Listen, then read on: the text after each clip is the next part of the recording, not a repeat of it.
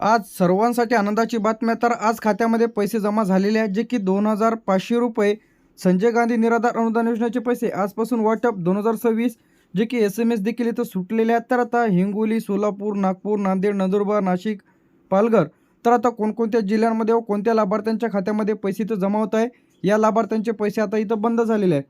तर संपूर्ण माहिती पाहणार आहेत। तर आजपासून खात्यामध्ये सुरुवात झालेली आहे, जे की थेट जे की 2500 रुपये, 2500 रुपये, जे की नवीन अपडेट इथं आलेली आहे, जे की 2026। तर हप्त्याची जे काही रक्कम आहे, काही जणांना 1500 तर काही जणांना 2500 रुपये खात्यामध्ये इथं जमा होत आहे। तर हे जे पैसे आहेत तुमचे आधार बँक खात्यामध्ये तुमचे पैसे इथं 2500 रुपये जे की जमा केल्या जात आहे। तर आता हे जे पैसे आहेत ते सर्व जिल्ह्यांमध्ये वाटप इथं सुरू झालेले आहे। तर आता हिंगोलीमध्ये 2500 रुपये जमा होण्यास सुरुवात झालेली आहे। नांदेडमध्ये सुद्धा 1500 रुपये। तर आता काही लाभार्थ्यांना 1500 मिळत आहे, काही लाभार्थ्यांना 2500, हे सुद्धा आपण जाणून घेणार आहोत की कोणत्या नागरिकांना 1500 मिळत आहे, कोणत्या जिल्ह्यांमध्ये 2500 काय मिळत आहे। वाटप देखील सुरू झालेलं आहे। सोलापूरमध्ये 3000 रुपये म्हणजे 2 हप्ते एकत्र जमा होत आहे, नोव्हेंबरचा, डिसेंबरचा आणि आता जानेवारीचा हप्ता या तारखेला जमा होण्यास सुरुवात। नागपूरमध्ये सुद्धा 2500 रुपये याप्रमाणे वाटप इथं सुरू झालेले आहे। नंदुरबारमध्ये 1500 रुपये याप्रमाणे पैसे खात्यामध्ये इथं येत आहे। नाशिकमध्ये 2500 रुपये याप्रमाणे वाटप इथं सुरू झालेलं आहे। त्यानंतर जळगावमध्ये प्रतीक्षित आहे।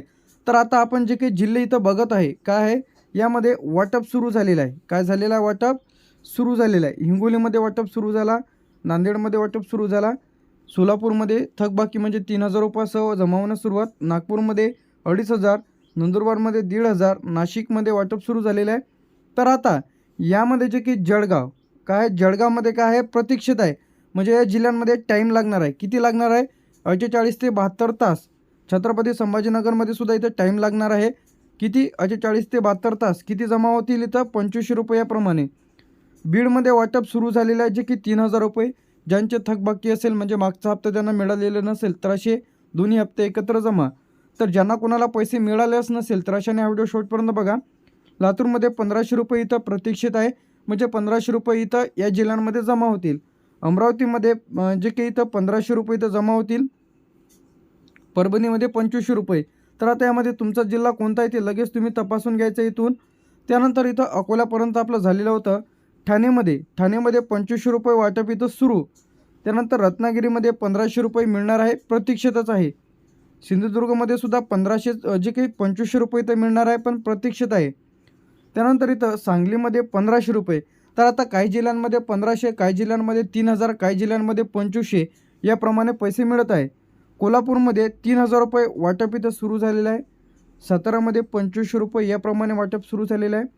पुणेमध्ये 1500 रुपये याप्रमाणे वाटप सुरू झालेलं आहे। रायगडमध्ये 2500 रुपये याप्रमाणे वाटप सुरू झालेलं आहे। गडचिरोलीमध्ये प्रतीक्षित आहे, किती रुपये मिळत आहे? 1500 रुपये। चंद्रपूरमध्ये 3000 रुपये वाटप सुरू झालेलं आहे। बुलढाणामध्ये 1500 रुपये प्रतीक्षित आहे। अकोल्यामध्ये सुद्धा 2500 रुपये प्रतीक्षित आहे। तर आता या जिल्ह्यांमध्ये लवकरच जमा होतील, जे काही राहिलेले जिल्ह्यात तर 72 ते 48 तासाच्या आत। त्यानंतर जे ते आपलं यामध्ये पालघरमध्ये 1500 रुपये प्रमाणे पैसे इथं मिळतील, तर इथं प्रतीक्षित आहे। मुंबई शहर, मुंबई उपनगर आणि अहमदनगर या जिल्ह्यांमध्ये मुंबई शहरमध्ये 2500 रुपयाप्रमाणे मिळत आहे। मुंबई उपनगरमध्ये 1500 आणि मुंबई उपनगरमध्ये 3000 रुपयाप्रमाणे पैसे येत आहे। धुळेमध्ये प्रतीक्षित आहे 1500 रुपये। जालन्यामध्ये 2500 रुपयाप्रमाणे मिळणार, प्रतीक्षित आहे, म्हणजे 72 ते 48 तासात जमा होतील। वाशिममध्ये सुद्धा प्रतीक्षितच आहे। यवतमाळमध्ये सुद्धा प्रतीक्षित आहे। उस्मानाबादमध्ये 3000 रुपयाप्रमाणे पैसे खात्यामध्ये इथं येत आहे। उस्मानाबाद झाल्याच्या नंतर आपलं इथे गोंदियामध्ये प्रतीक्षितच आहे।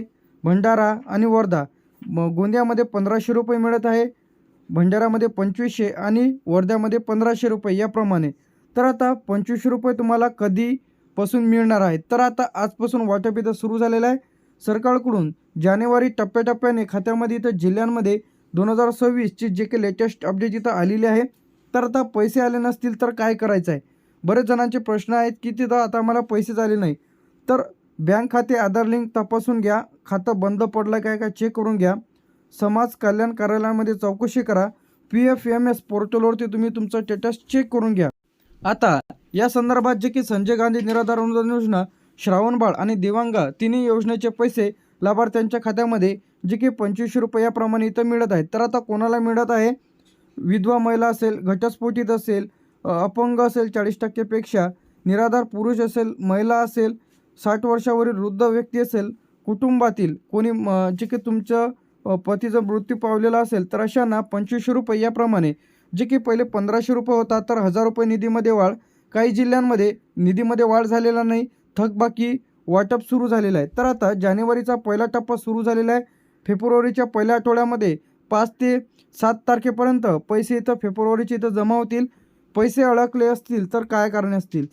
तर यामध्ये आधार लिंक नसणे, IFSC कोड चुकीचा, खाते बंद, KYC. बरेच जण काय करते की KYC करत नाही, त्यामुळे त्यांचे जे काही पैसे आहेत तिथं थांबल्या जाते. तर तुम्ही PFMS या पोर्टलवरती जाऊन चेक करू शकता. pfms.nic.in टाकायचं आहे.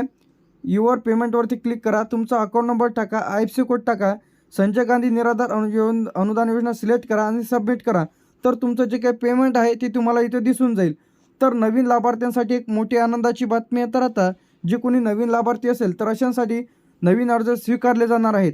त्यासाठी तुम्हाला आधार कार्ड, रेशन कार्ड, उत्पन्नाचा दाखला, बँकेचं पासबुक, अपंग असल्यास हँडिकॅप सर्टिफिकेट, रहिवासी प्रमाणपत्र इत्यादी डॉक्युमेंट्स तुम्हाला इथं लागणार आहे. नवीन अर्ज सुरू झालेला. तर आता हे जे आहे तुम्ही तहसील कुठे द्यायचं आहे, जे की सेवकाकडे कार्यालयामध्ये नाही दिलं तरी चालेल, पण तहसील समाज कल्याण विभागामध्ये तुम्हाला द्यायचं आहे, किंवा तुम्ही ऑनलाईन देखील फॉर्म भरू शकता. तर आता याप्रमाणे जानेवारीमध्ये 2500, फेब्रुवारीमध्ये 2500 आणि मार्चमध्ये 2500 याप्रमाणे पैसे खात्यामध्ये इथं येत आहे.